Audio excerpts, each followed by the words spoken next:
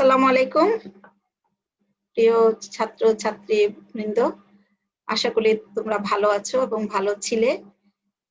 আজকে বেশ কিছুদিন পরে আমি তোমাদের সাথে আবার আসলাম। তোমাদের কথা ছিল যে আমরা কিছু টপিক আলোচনা করব, তার মধ্যে ভ্যাকসিন প্রিভেন্টেবল ডিজিজ ছিল। তার থেকে আমি একটা আজকে আলোচনা করছি, সেটা হলো মিজলস বা রুবেওলা। আমি professor Mahmuda Hasan, professor of paediatrics from Ad-din women's medical college. আচ্ছা,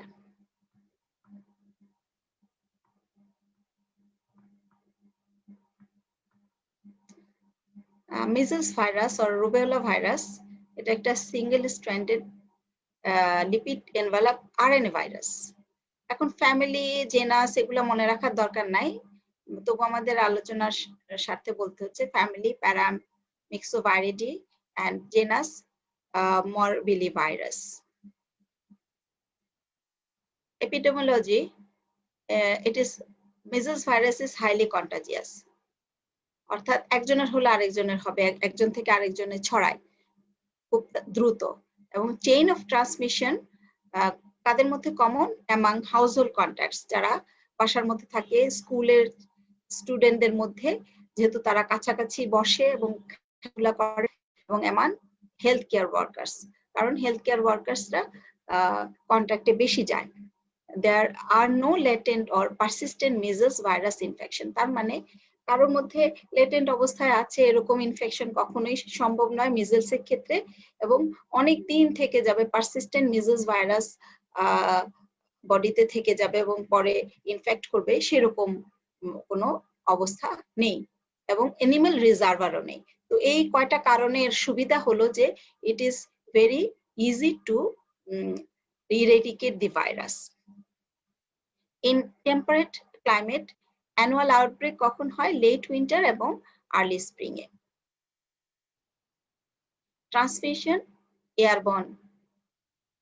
এয়ারবর্ন ট্রান্সমিশন, মানে অর্থাৎ বাতাসের মাধ্যমে ছড়ায় কিভাবে?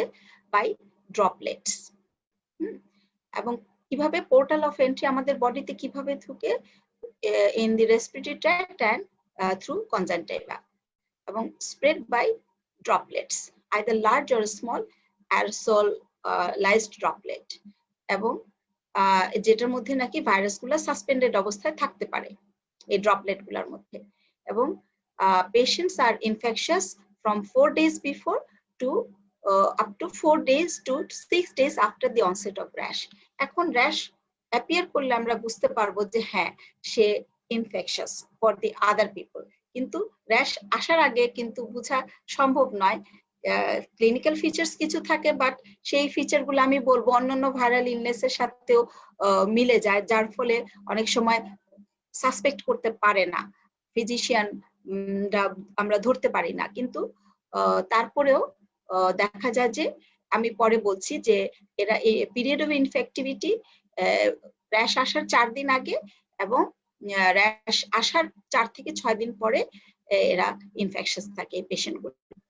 এবং 90% susceptible individual experience measles aerosolized droplet. তার মানে যারা এক্সপোজড হবে এবং সাসেপ্টেবল পারসন যদি হয়, অর্থাৎ তাদের যদি ইমিউনিটি না থাকে ভাইরাসের এগেইনস্টে, either natural immunity or vaccine induced immunity যদি না থাকে, তাহলে 100 জনে 90 জনই তোমার মিজলসে আক্রান্ত হবে যখন তারা এই ভাইরাসে এক্সপোজড হবে। আচ্ছা, প্যাথোলজিটা এখানে একটু তোমাদের দরকার নেই, তবুও ছোট করে বলছি। Measles infection causes necrosis of the epithelial respiratory epithelium and accompanying lymphatic infiltrate. এবং small vessel করে কি? vasculitis on the skin and oral mucosa, nasopharynx, bronchi, gut and conjunctiva. এবং histology of the rash and exanthem reveals intracellular edema, dyskeratosis associated with infiltration of the epidermal syncytial giant cell. কিছু কিছু giant সেলের ব্যাপার আছে এখানে। এখানে তার মানে এপিডার্মাল সিনসাইটাল জায়ান্ট সেল, একটা জায়ান্ট সেলের নাম। আমরা কয়েকটা জায়ান্ট সেলের কথা বলবো, এটা আন্ডার গ্রাজুয়েট অত ইম্পর্টেন্ট না, বাট পোস্ট গ্রাজুয়েশনের ক্ষেত্রে আরেকটু ডিটেইল জানতে হবে। In lympho-reticular tissue, there is lymphoid hyperplasia. এটা খুবই prominent and কোথায় কোথায় হয় বডির জায়গা হয়, especially in the appendix. And fusion of the infected cell result in multinucleated giant cell, the Warthin Prinkle giant cell, that is the pathognomonic of for measles. হ্যাঁ, এটা কোথায় পাওয়া যায়? লিম্ফয়েড হাইপারপ্লেসিয়া যেখানে হয়, মানে লিম্ফোরেটিকুলার টিস্যুতে। এইটা জায়ান্ট সেলটা পাওয়া যায় হলো এপিডার্মা সিনসাইটাল জায়ান্ট সেল পাওয়া যায় হলো কোথায়? র্যাশের মধ্যে বা এক্সান্থেমের মধ্যে, এবং এটা পাওয়া যায় হলো লিম্ফোরেটিকুলার টিস্যু যে লিম্ফয়েড হাইপারপ্লেসিয়া হয়, এগুলা ফিউশন হয়ে এই জায়ান্ট সেলটা তৈরি হয়। দুই জায়গায়। এটা তোমাদের জন্য অত ইম্পর্টেন্ট না, তারপরে এই ব্যাপারটা important. Measles consist of 4 phases. Incubation phase, prodromal illness যেটা নাকি catarrhal stage, and exanthemus phase and convalescence phase. এই 4টা ফেজ তোমাদের জন্য খুব ইম্পর্টেন্ট, এবং এটা ডিটেইল তোমার জিজ্ঞেস করবে কখন কি অবস্থা হয় বাচ্চাটার। আচ্ছা, আমরা অলরেডি আলোচনা করেছিলাম portal of entry of measles virus system and conjunctiva and the oropharynx. এখানে ভাইরাসটা ডিপোজিট হয় এবং 2 থেকে 4 দিন পরে ভাইরাসটা সেখানে রেপ্লিকেট করে ইন দি রেসপিরেটরি মিউকোজা, এবং ওখান থেকে রিজিওনাল লিম্ফ নোডে চলে যায়। কিভাবে? রেসপিরেটরি মিউকোজাতে মাল্টিপ্লাই করলো, then enter the blood stream to infect the lymphocyte, especially the monocyte. এখানে গেল, এবং এই অবস্থায় তখন করে কি primary ভাইরেমিয়া, that disseminate the virus to the reticulo endothelial system. তার মানে মাল্টিপ্লিকেশন হলো লিম্ফয়েড টিস্যুকে লিম্ফোসাইটের মধ্যে, স্পেশালি মনোসাইটের মধ্যে ঢুকলো, এবং ওখান এই অবস্থাটাকে আমরা প্রাইমারি ভাইরেমিয়া বলি, এবং এই অবস্থায় এটা কোথায় যায়?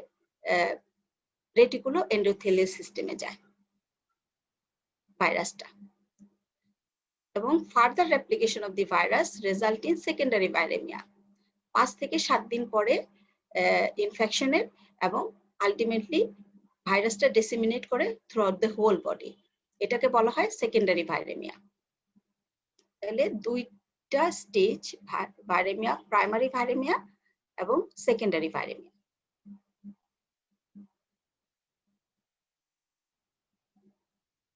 এখন এই ফেজগুলা খুব ইম্পর্টেন্ট। Prodromal phase. আচ্ছা, প্রোড্রোমাল ফেজটা কখন শুরু হয়?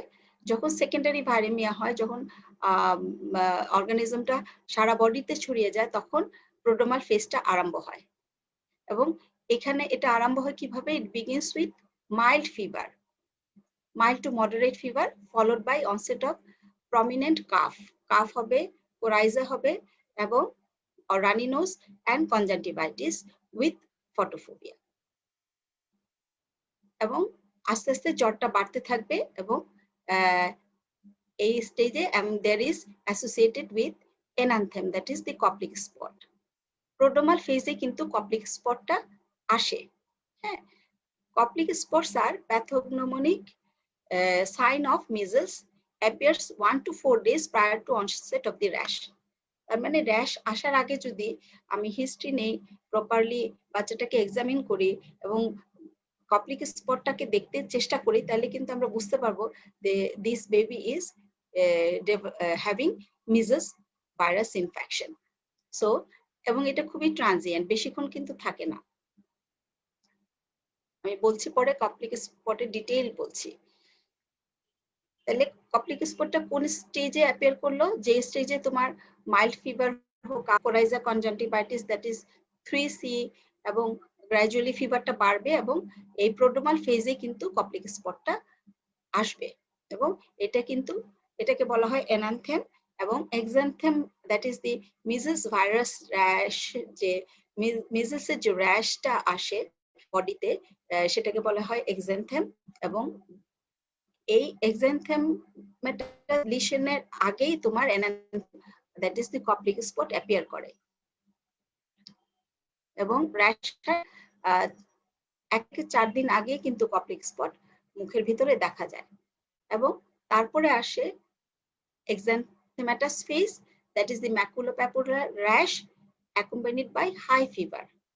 104 ডিগ্রি পর্যন্ত জ্বর উঠে যায়। এখানেই এই স্টেজে হাই ফিভার আসে, মানে প্রোড্রোমাল ফেজে কিন্তু ফিভারটা low grade mild to moderate fever থাকে, এখানে হাই ফিভার থাকে। এবং final phase, that is the convalescence phase, symptoms begins to subside, symptom চলে যেতে থাকে এবং র্যাশটা ফেড হয়ে যায় এবং যে সিকোয়েন্সে র্যাশটা অ্যাপিয়ার করে সেই সিকোয়েন্সটা দিয়েই র্যাশটা ফেড হয়ে যায়। আমি sequence of appearance and disappearance of rash আমি পরে বলছি। এবং তারপরে কি হয় স্টেজে, ফাইনাল ফেজে, living a fine desquamation on the skin, এবং কাফটা থাকতে পারে 2 সপ্তাহ বা আরো বেশি। এখন আমি একটু আলোচনা করব clinical features, especially Koplik spot and the maculopapular rash of characteristics of maculopapular rash of measles. এখন ক্লিনিক্যাল ফিচারে কি দেখা যায়, আমরা এতক্ষণ আলোচনা করলাম প্যাথোজেনেসিস। ক্লিনিক্যাল ফিচারসে আমরা প্যাথোজেনেসিসটা যেভাবে আলোচনা করলাম সেখান থেকে আমার ক্লিনিক্যাল ফিচারটা উঠে আসতেছে একই রকম। measles infection is characterized by fever, that is mild to moderate fever. প্রথমে ফিভার হবে এবং একটা এনান্থেম অ্যাপিয়ার করবে, that is the Koplik spot, এবং there will be 3 C's, that is cough, coryza and conjunctivitis, and ultimately prominent exanthem. That is the appearance of the maculopapular rash, characteristic maculopapular rash. এখন আমি একটু Koplik spot সম্পর্কে বলতে যাচ্ছি, that is the enanthem. Koplik spot, that is the enanthem, pathognomonic sign that appears 1 to 4 days prior to the onset of the rash, that is the maculopapular rash. সাইটটা কোথায়? Oral ক্যাভিটিতে। Found in the mouth, এটা দেখতে কেমন?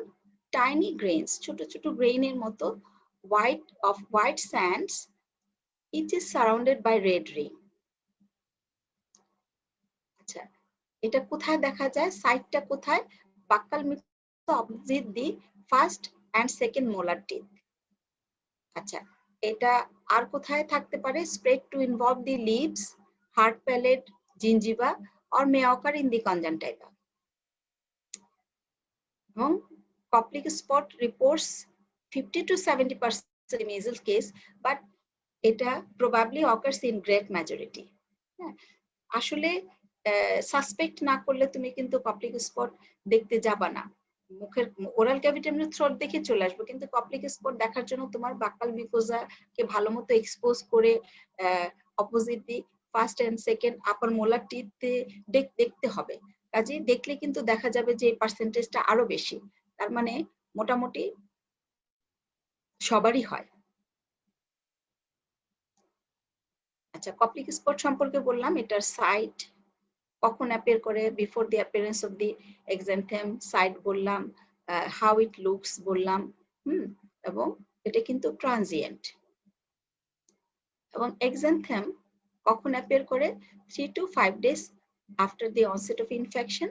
The rash begins on the forehead.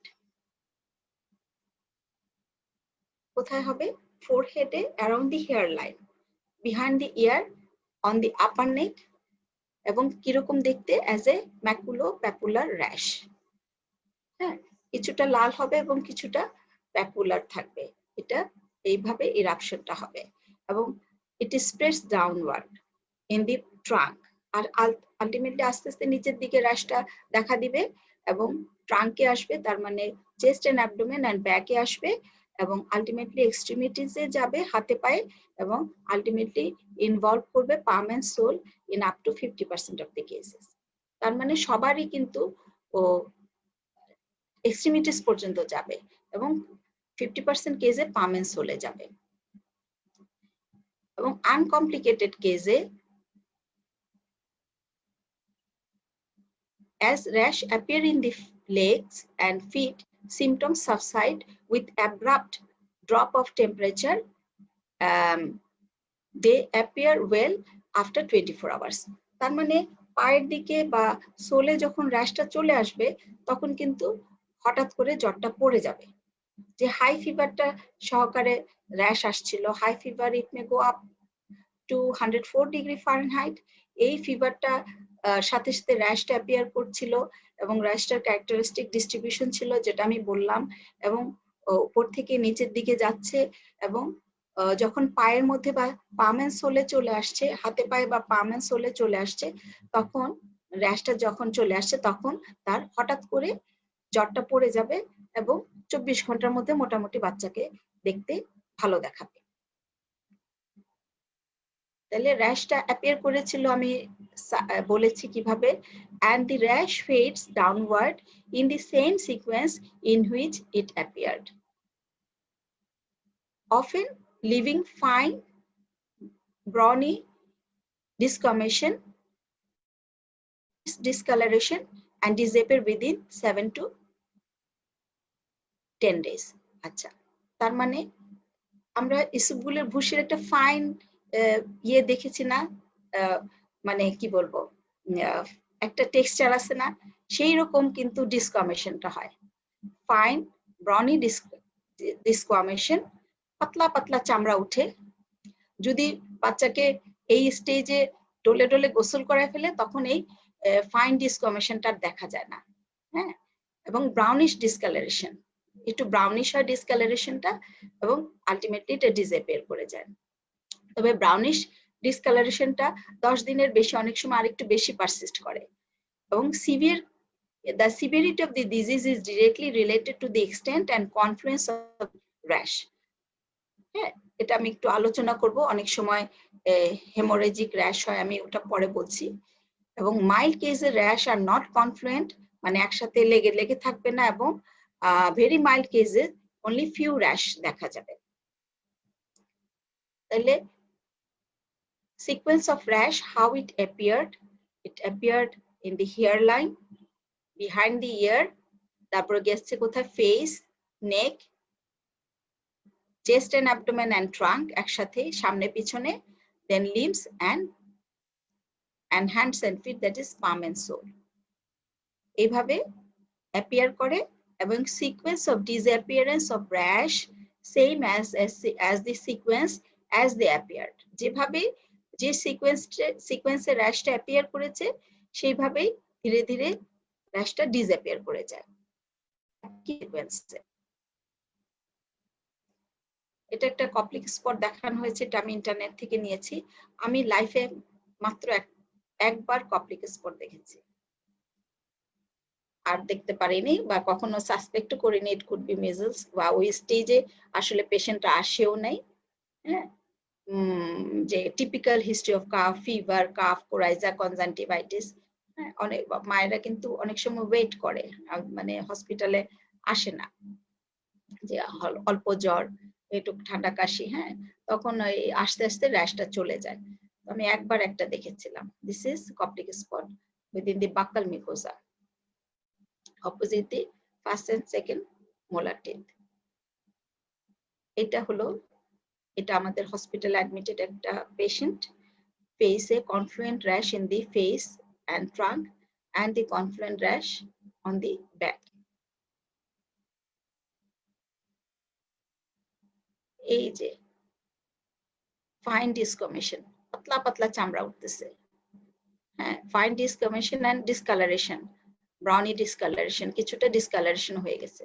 এই পাতলা পাতলা চামড়া ওঠা, এটা আমাদের পেশেন্ট ছিল ফাইন ডিসকমিশন। যদি এখানে মা স্টেজে বাচ্চাটাকে খুব সাবান দিয়ে ডলে ডলে গোসল করায়, তাহলে তুমি এই ফাইন ডিসকমিশনটা নাও, খুব সুন্দর বোঝা যাচ্ছে, and discoloration as well. আমি আগেই বলেছি যে severity of the disease is directly related to the extent and confluence of the rash. Mild কেসে র্যাশটা সাধারণত কনফ্লুয়েন্ট থাকে না, এবং ভেরি মাইল্ড কেসে লিশনটা থাকে কয়েকটা, a few if any lesion on the leg. আচ্ছা, এটা হলো টিপিক্যাল র্যাশ না, measles, but not the typical rash. In severe cases, rash is confluent and skin is completely covered with the rash, including palm and sole, and face is swollen and disfigured.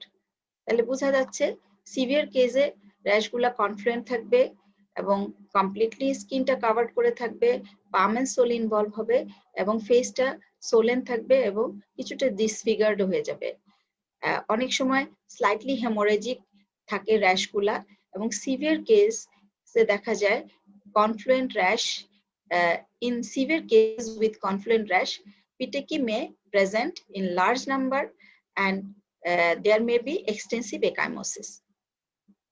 তাহলে maculopapular rash অনেক সময় haemorrhagic থাকবে, কিছু কিছু ক্ষেত্রে petechiae and ecchymosis ও দেখতে পারবা। আচ্ছা, অনেক সময় দেখা যায় যে মিজলস ভাইরাস বডিতে প্রবেশ করেছে by droplet infection, by close contact with the index case, measles হয়েছে এবং ক্লোজ কন্ট্যাক্টে গেছে, বাট তার মিজলস ভাইরাসও বডিতে ঢুকেছে, বাট র্যাশটা অ্যাপিয়ার করে নাই। কখন হতে পারে? এটা হতে পারে in patient who have received immunoglobulin during incubation period. তাকে এক্সপোজড হয়েছে এবং তাড়াতাড়ি তাকে ইমিউনোগ্লোবুলিন দিয়ে ফেলছে এবং তার র্যাশটি অ্যাপিয়ার করে নাই। এবং অনেক সময় দেখা যায় যে ইমিউনো সাপ্রেস স্টেজে, যেমন এইচআইভি ইনফেকশন থাকলে ইমিউনো সাপ্রেস থাকে এবং পেশেন্টটা ইমিউনো কম্প্রোমাইজ থাকে এবং সেই সময় র্যাশটা অ্যাপিয়ার নাও করতে পারে। এবং occasionally in infants younger than 9 months of age who have appreciable level of maternal antibody, তখন র্যাশটা নাও অ্যাপিয়ার করতে পারে। এগুলা these are the exception.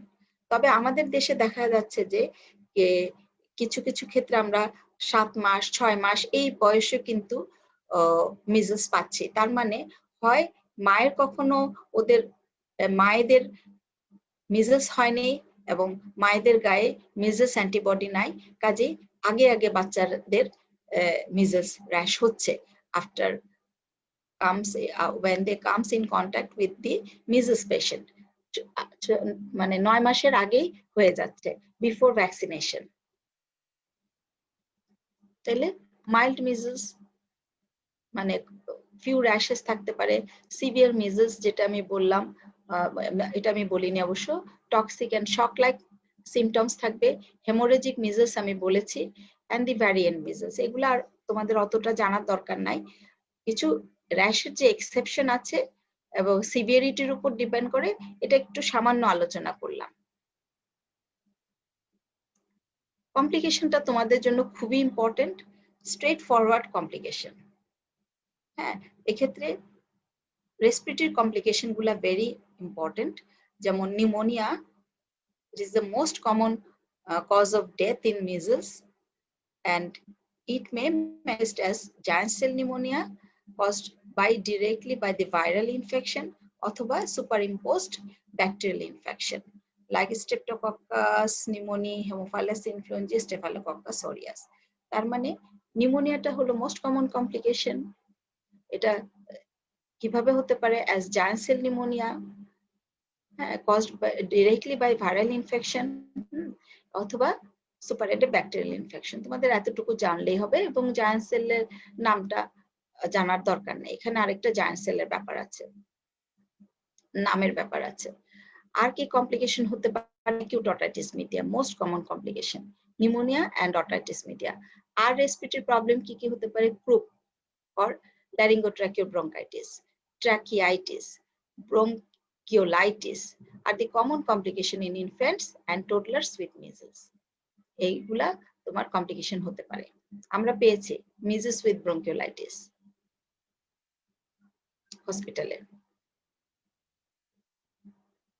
Activation of the pulmonary tuberculosis, অর্থাৎ যখন বাচ্চাটা ইমিউনো সাপ্রেসড হয় ডিউ টু মিজলস, তখন পালমোনারি টিউবারকুলোসিসটা অ্যাক্টিভেশন হয়ে যায়। এইটা আমরা দেখিনি, মানে খুবই কম দেখা যায়। রাদার আমি একটা এক্সেপশনাল দেখেছি যে পালমোনারি টিউবারকুলোসিস নিয়ে আসছে বাচ্চা, তার আবার মিজেলস হয়ে গেছে, এরকম একটা কেস আমরা আমাদের এখানে ছিল। তাহলে একটা complication activation of the pulmonary tuberculosis after measles. এবং ডায়রিয়া, ভমিটিং এবং ডিহাইড্রেশন আরেকটা complication. Appendicitis and abdominal pain কেন হয়? আমি আগে বলেছিলাম lymphoid hyperplasia within the lymphoreticular system, specially the appendix, এই জন্য অ্যাপেন্ডিসাইটিস হয় due to proliferation of the lymphoid tissue within the appendix, and there is abdominal pain. এবং অ্যাবডোমিনাল ক্যাভিটিতে যে লিম্ফয়েড টিস্যু আছে ওগুলোর হাইপারপ্লেসিয়ার জন্য জেনারেলাইজড অ্যাবডোমিনাল পেইন হতে পারে। And hyperplasia of the lymphoid tissue usually occurs particularly at the appendix, আমি যেটা বললাম এখানে জায়ান্ট সেলের ব্যাপার আছে, এবং সেটার জন্যই there is obstruction within the lumen of the appendix and then causes appendicitis and abdominal pain as well due to lymphoid hyperplasia. Giant সেলের ব্যাপারগুলো আমি অতটা আনছি না, তোমাদের আসলে এই স্টেজে অতটা দরকার নেই। আরেকটা কমপ্লিকেশন, তাহলে অ্যাবডোমিনাল কমপ্লিকেশন কি কি হলো? Vomiting, diarrhoea, dehydration, appendicitis and abdominal pain. এবং সিএনএস এর মধ্যে ফেব্রাইল সিজার, হাই ফিভার যখন হয় তখন কিন্তু during the peak of the temperature there may be febrile convulsion. And encephalitis following measles is a long associated complication, often with an unfavorable outcome. তার মানে encephalitis with measles হতে পারে এবং কমপ্লিকেশনটা আউটকাম হলো not good. আরেকটা জিনিস হলো haemorrhagic measles or black measles.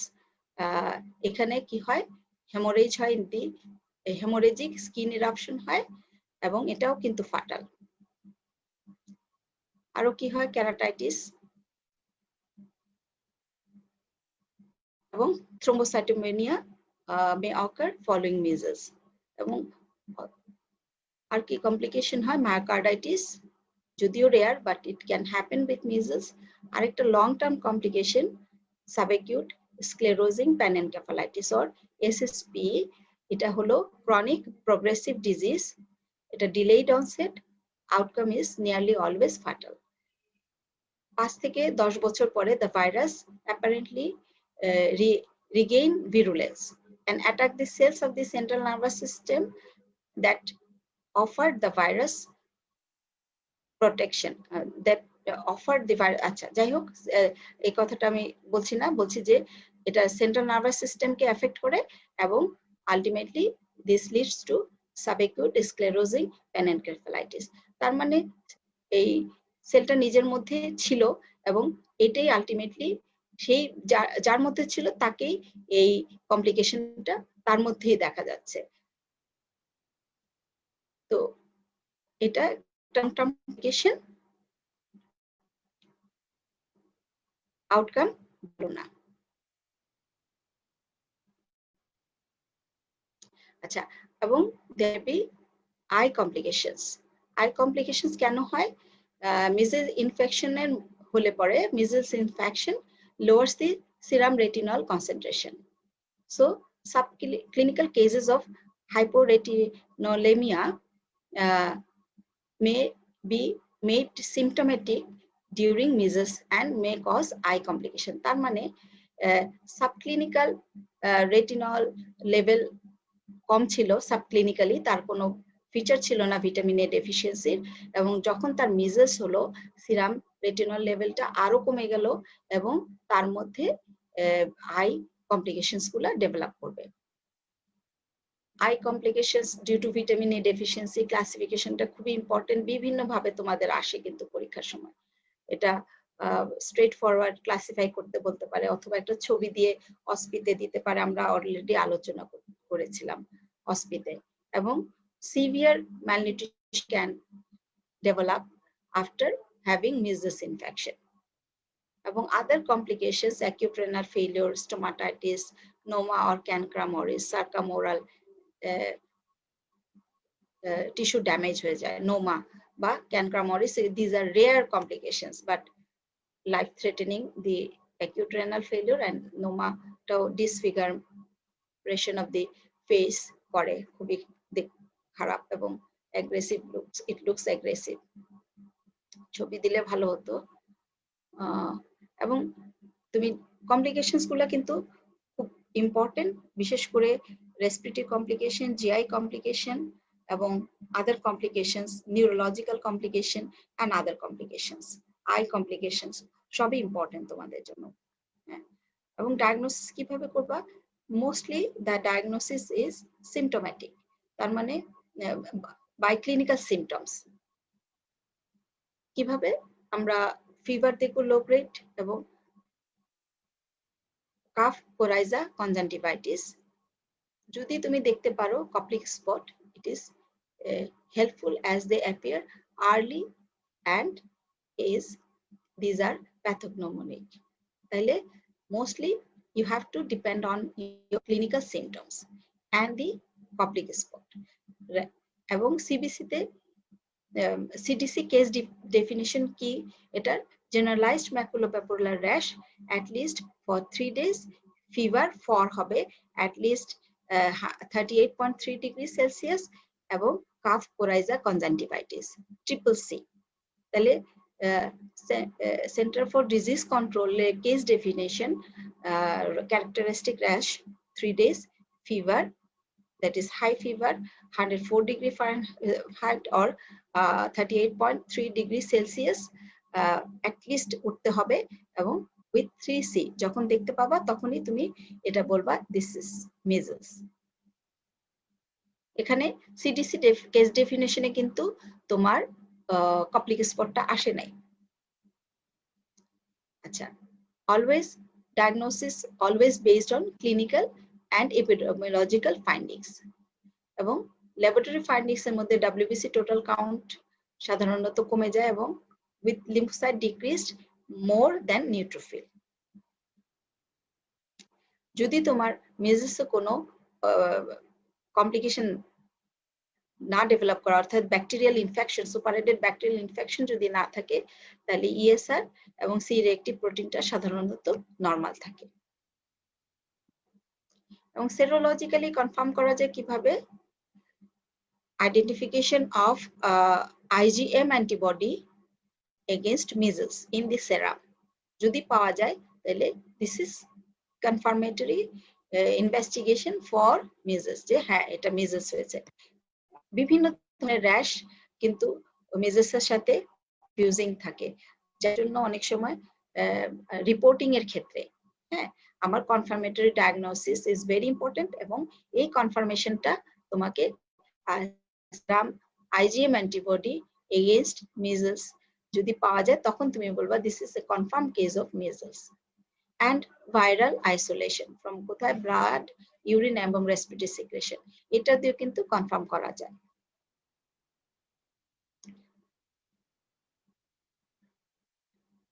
measles কিন্তু একটা রিপোর্টেবল ডিজিজ। যদি তুমি measles সাসপেক্ট করো, you have to report it to the EPI. EPI কে রিপোর্ট করতে হবে, ইপিআই ব্লাড নিয়ে যাবে এবং এটা কনফার্ম করবে। এখন এই প্রোগ্রামটা এই কাজটা আমাদের দেশে হচ্ছে এবং আমরা এই মেজেস কেসগুলো আমাদের হসপিটালে যেগুলো ভর্তি হয়েছিল ওদেরকে আমরা সেরোলজিক্যাল কনফার্মেশনের জন্য ব্লাডটা দিই এবং সেখানে এপিআই থেকে এটা কনফার্ম হয়ে আসে যে whether the baby is suffering from measles or not with this IgM antibody। কাদের রিস্ক বেশি? Baby who are suffering from malnutrition, তাদের মেজেস হওয়ার চান্স বেশি এবং ভিটামিন এ ডেফিসিয়েন্সি হলে ওদের আই কমপ্লিকেশন হওয়ার চান্স বেশি, ইমিউনো কম্প্রোমাইজড হলে কমপ্লিকেশনস হওয়ার চান্স বেশি। বাট অনেক সময় ইমিউনো কম্প্রোমাইজ থাকলে কিন্তু মেজেস টিপিক্যাল র্যাশটা না হলেও কিন্তু আদার কমপ্লিকেশনস হতে পারে। তবে ইমিউনো কম্প্রোমাইজ যারা তাদের রিস্কটা বেশি, তাদের মেজেস হওয়ার প্রবণতা বেশি। আর স্টেরয়েড থাকলেও কিন্তু তাদের মেজেস হওয়ার প্রবণতা বেশি এবং এইচআইভি ইনফেকশনে দে আর অ্যাট রিস্ক এবং leukaemia regardless of the immunization status they are at risk of development of the measles। তাহলে আমাদের দেশের জন্য বা আমরা ইনভ্যারিয়েবলি যেটা কমন, আমাদের দেশে এখন ম্যালনিউট্রিশনের ইনসিডেন্স অনেক কমে গেছে, but malnourish children vitamin A deficiency হলে তাদের আই কমপ্লিকেশনস এর চান্স বেশি থাকে এবং এদেরও রিস্ক বেশি। এবং ডিফারেন্সিয়াল ডায়াগনোসিস, একটা র্যাশ দেখলে অনেক সময় যখন টিপিক্যাল মিজলস না হয় তখন কিন্তু এই র্যাশগুলো কনফিউজিং হতে পারে with রুবেওলা, রোজেওলা, infectious mononucleosis, scarlet fever, meningococcemia, drug rash, toxoplasmosis, Kawasaki disease, and serum sickness. These are the DD of rash, but very close to measles rash is the rubella rash. মানে আমরা পরে রুবেলাটা পড়ানোর পরে দুইটা difference আলোচনা করব, তারপর অন্যান্যগুলো আস্তে আস্তে তুমি কিন্তু ডিফারেন্সিয়েট করতে পারবা। বাট এইসব ডিজিজে তোমার র্যাশ হয়, কিন্তু এক একটা ডিজিজের এক এক রকম ক্যারেক্টারিস্টিক র্যাশ আছে। যখন ইন্ডিভিজুয়ালি ডিজিজ গুলা পড়ানো হবে বা তোমরা যখন পড়বা তখন এই ক্যারেক্টারিস্টিক র্যাশ সম্পর্কে জানতে পারবা। বাট ভেরি সিমিলার টু রুবেওলার যে র্যাশটা এখানেও হয়, বাট ওটা আমি পরে একটু ডিফারেন্স আছে রুবেওলার সাথে, মানে মিজলসের সাথে রুবেলা র্যাশের পরে আমরা আলোচনা করব। এখানে একটু বলা আছে, পরে আমি রুবেলা পড়ানোর পরে ইনশাআল্লাহ বলবো। তবে একটু আলোচনা করে যে এখানে র্যাশটা দুই ক্ষেত্রে প্রেজেন্ট, মিজলস এবং rubella or German measles. Fever থাকে এখানে, প্রথমে low grade, then mild to moderate fever, then when rash appears there is high grade fever, and এখানে mild fever or no fever. এখানে characteristic distribution of rash, there is characteristic sequence of appearance of rash and Koplik spot. Maculopapular rash or confluent macular rash ও তুমি পেতে পারো।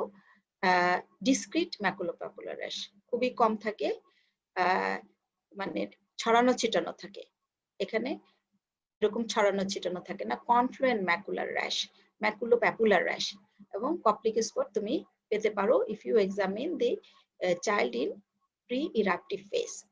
Transmission দোনোটাই by droplet infection. এখানে symptom গুলা যেমন আরম্ভ হবে মাইল্ড টু মডারেট ফিভার দিয়ে এবং cough, coryza, conjunctivitis followed by rash. আর রুবেলাতে rash minimal with no fever or toxicity, infection possible without rash, but যখন র্যাশ হবে তখন তোমার মিনিমাল র্যাশ থাকবে এবং ওখানে যেরকম characteristic distribution of the rash, sequence of appearance of rash, সেইটা রুবেলা বা জার্মান মিজলসে কিন্তু থাকে না। এটা হলো বেসিক ডিফারেন্স। ট্রিটমেন্টটা হলো মোস্টলি সাপোর্টিভ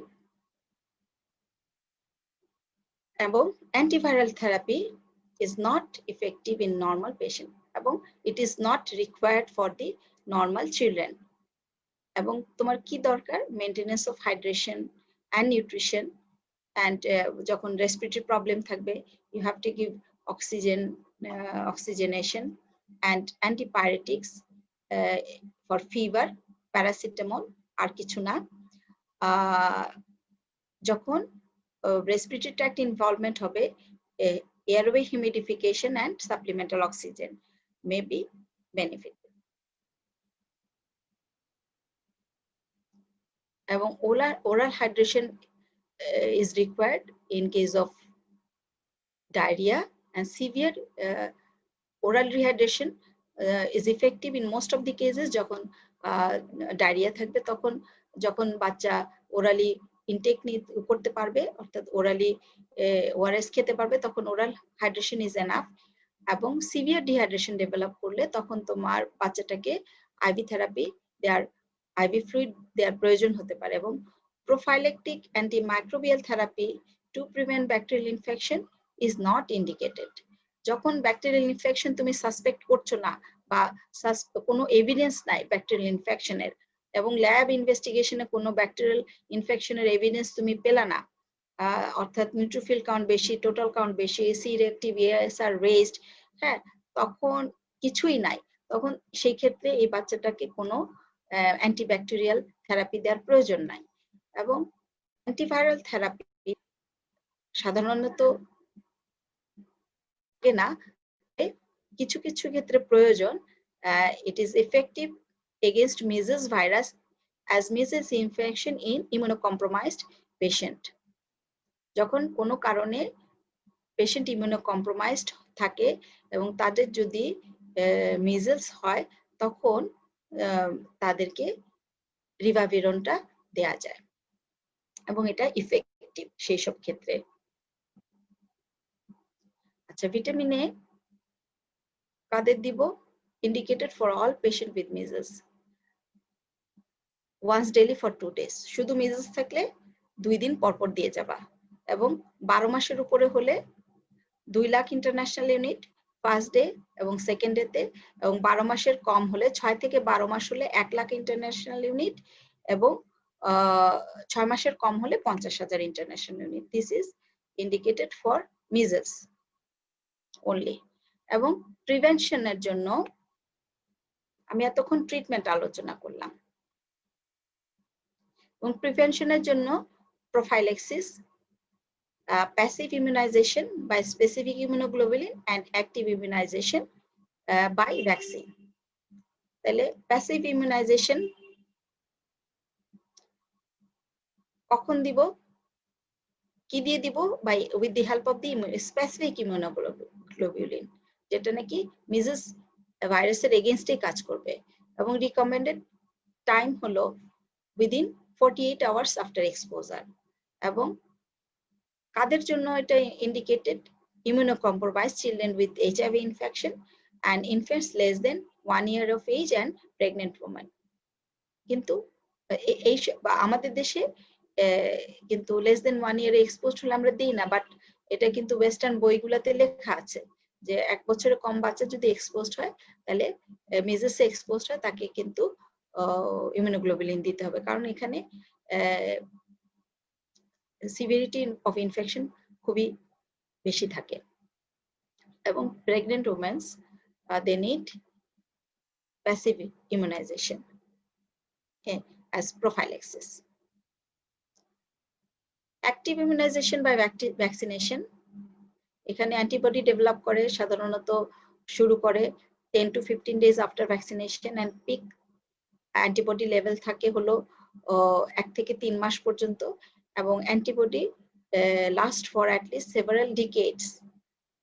আমার একবার 42 years of age, I did my measles antibody for some reason when I was abroad, এবং my antibody against measles was, that is IgG was positive, এবং রুবেওলা দুটোটাই পজিটিভ ছিল, অ্যান্টিবডি পজিটিভ ছিল, but so I had infection in my life and that is persisting.